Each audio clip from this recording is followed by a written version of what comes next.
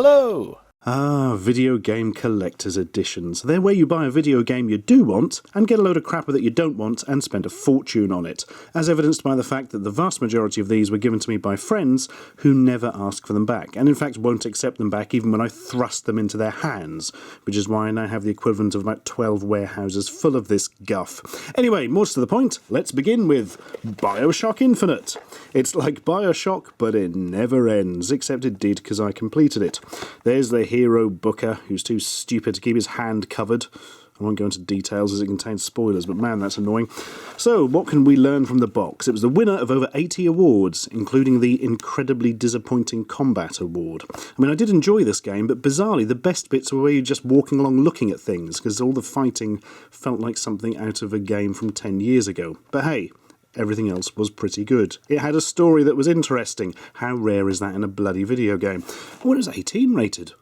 I didn't realise that because of bad language, by which I presume they mean sweary cuss words like nipples and tit monkeys, and violence. Well, of course there's violence. Look, that man's got a gun and everything's on fire. It's not going to end well, is it? So what do you get inside? Answer, a game, which has been taken away, but also, what's in here? A download your own soundtrack leaflet with a code on the back. Great, I'll be sure to do that and then forget to ever listen to it. And Light the Way with Devil's Kiss. You know, it's like those things from the other Bioshock games, except even more half-assed. I was going to say it's a postcard, but it's not. Yeah, I don't know what they'd call that. They'd give it a posh name like a lithograph, when in fact really it's just a posh inkjet printing. But there we go. And, art book. The bane of collector's editions, because people very rarely care about them. It's either been pre-distressed to look old, and as if it came from the time of the game, or that's a really dirty box on the inside. So, Columbia Customs Next House 1907. Go on, show us drawings. There we are. There's a man with a moustache. There's some people with rifles. Find your voice while smearing red stuff on your face. Always a good plan. Scary robot with a human eye and possibly teeth. That's Thing the Boys of Silence. A very eerie enemy which barely appear in the game at all, although you can buy an action figure. Blah, blah, blah, yeah, art book, we don't really care, although the pre-distressing is quite nice. And now, here's the little novelties you get with it. You get Murder of Crows. This is one of the vigors you can find in the game. Basically, you find this bottle and you twist the top off and your character drinks it, and he gets a power that's suspiciously ripped from a previous Bioshock game. This appears to be a keyring of some type, and it's like a big lump of solid rubbery plastic. Does quite a good job. Quite nicely done. If you wanted this in your keyring, you could put it on your keyring, and it would stay on there for a while, although I suspect the stickers would come off very quickly. Now this is far more interesting. Betterman's Auto Bodies present The Handyman. A little figurine. There we are. It's got all your favourite logos on the back. What is the figurine like? Answer, not as expensive as the box it comes in. It's like something out of a fucking cracker. Unbelievable. Hang on, let's get this open. It doesn't want to come open. I will destroy you. Oh. Now it's flipped across the room. Right, so I'm going to have a quick... Oh, there it is. Thank goodness for that. Thought we were going to have to jump cut. Yeah, that's it. This tiny little is genuinely like something out of a cracker. Brilliant. Thanks, lads. I can use it in my board game that I don't have and probably doesn't exist. Well, that's a little bit disappointing. That was all right, but this isn't anything you'd want to really actually put any money towards. Just the cover of the book is the nicest thing. Right, time for something a little bit more impressive. Wait for it. Boom! Oh, yes, it's a Ubisoft thing who always tend to produce massive collector's editions. This one being Splinter Cell Blacklist. It's Tom Clancy, or the late Tom Clancy now as he died, bless him, in one of his enduring heroes, whose name I can't remember. Sam Fisher, that's it. He's one of the less interesting video game heroes, to be honest. He's a bit sort of bland and everymanish, and he seems to get younger as the games go on. I don't know how he manages that, but if he can tell me, I would be interested to know. So, what do we get? And why am I looking on the back of the box? Let's open it up and look. Ooh, plastic protection. Ooh, heaviness. God, fall. Out you come. Oh man, sometimes these take like a month. Hold music.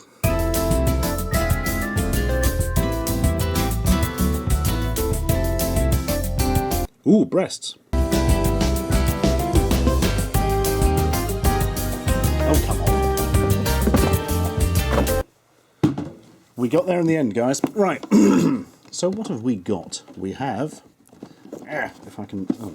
Now I can't extricate it from the box. Man, it's like a high security thing. Maybe you have to be a Splinter Cell operative in order to actually get it out. Ah, here we go. There he is. There's that thing with 3 eyes, what he puts on his face so he can see in the darkness. In here is literally nothing. That surprises me. I think this is like an alternate box for the game. And I haven't left the game in it, so that doesn't help. But what we do have is this giant graphic novel. Look, there's a man. He's got a beard. It's a bad beard, and he's upset by it. Here's another man. He's growing a beard, but he hasn't quite got there yet. Here's some other people. Beards, well, a little bit unknown. I mean, you can't see his. It's behind an AK-47. He isn't even trying to grow a beard. There's no excuse for that. And here's some explosions and blood and very bad haircuts. Tremendous. That's already my favourite graphic novel ever. That's all there is in this slot by the looks of it. But what we do have is giant Sam Fisher statue.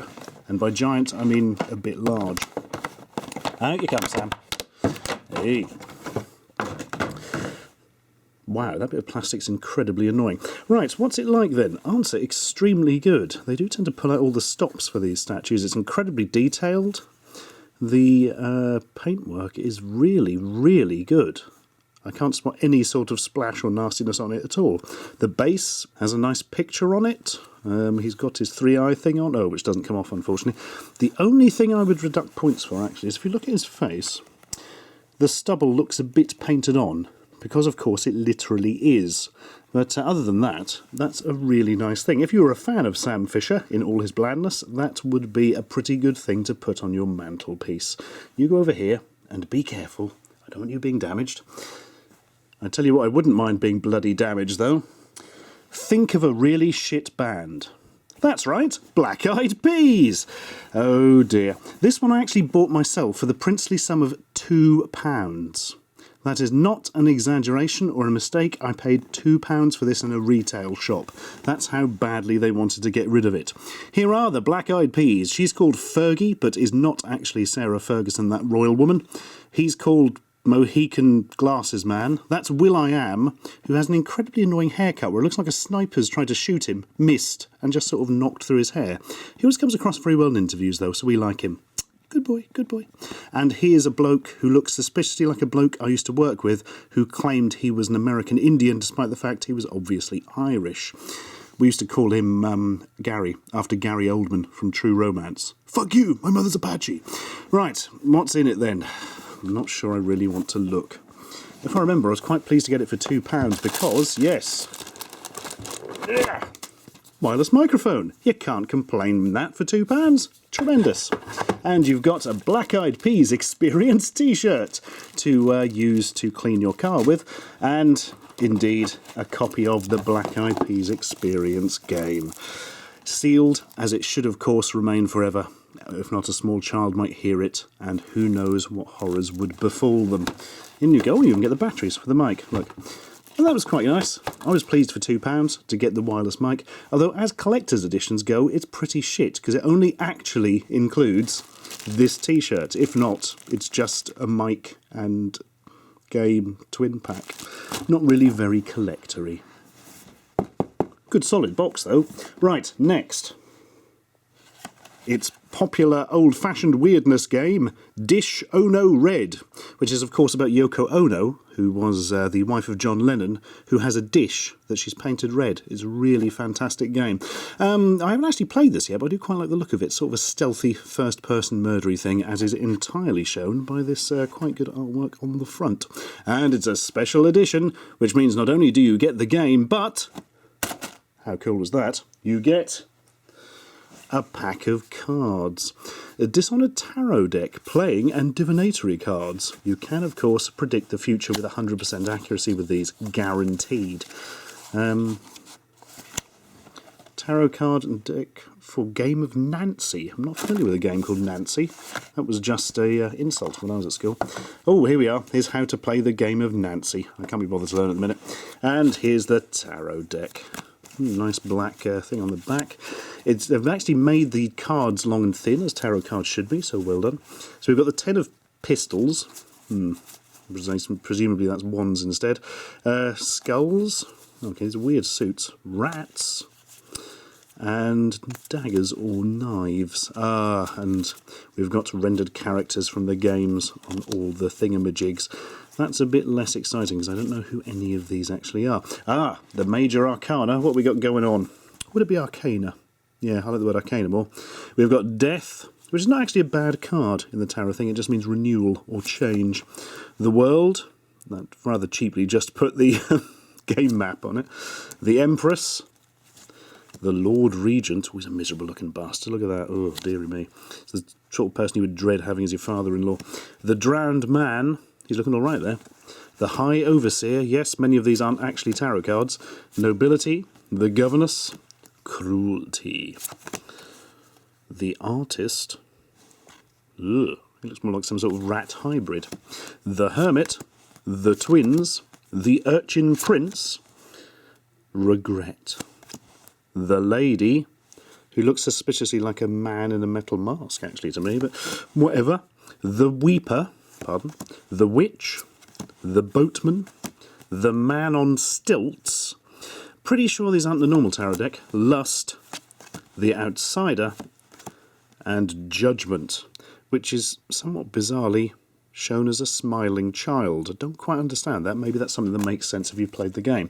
Anyway, that's a really nice little thing, actually, this deck. It's something, you know, that sits nicely on the shelf, and perhaps more importantly, is actually quite high quality and interesting. So hats off to you for that one, lads. And now, as the end comes, I'm going to cheat slightly, because these things aren't from collector's editions of video games. They are merely promotional items for video games. Now, I don't normally get these.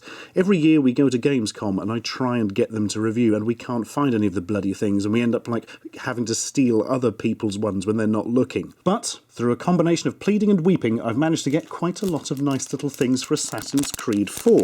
Starting with, well, something not that impressive, actually. It's a flintlock pistol keyring. Hooray! I would complain about this not being very good, but frankly, after the cracker novelty shit that was in the Bioshock Infinite box, this is frankly like a yacht. A luxury yacht encrusted with diamonds and rubies. Next up... look! Decks of cards. There's a lot of them today. Assassin's Creed 4 Black Flag. What's the deck of cards like, man?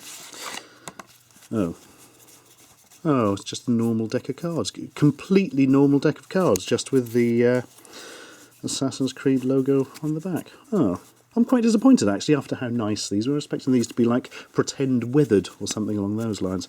Well, that's a decent deck of cards, but a slightly odd choice, perhaps. I imagine pirates do play cards. That's the sort of thing they get up to. Now, here's something much nicer. It is merely a notebook, but it's a really beautifully done one, so it's actually bound up like an old journal. And look, even got yellowed paper in the pages. Attention to detail, we like this kind of thing. Admittedly, it's sort of held in by a filofax system, which is not something pirates generally used. I think Blackbeard did, and possibly... I'm trying to think of that female pirate's name, something Bonny? Was it William Bonny was Blackbeard? Oh, I can't remember her name. Jane Rackham? No, Captain Jack. All the pirate names have just formed a lump in my head. Oh well, if you know the name of a female pirate, please don't bother putting it in the comments. I've had to turn them off because YouTube fucked them up. Never mind. Let's put that over there temporarily and look at the pen that came with it. Unfortunately, the pen is a lot less interesting. It's not done like an old pen, it's just a biro. Quite a cheap biro, in fact. While it's got a nice rubber grip, it has broken at the top already. Doesn't quite hang up to it. How about something much nicer? For instance, a skull. Not a real one. A candle in the shape of a skull. Rather nicely detailed, it must be said. I suspect, actually, if you were to light this, it would ooze wax out of the eye sockets, which would probably be a nifty thing. But I'm going to keep it and put it on a shelf, because I like the look of it. And finally...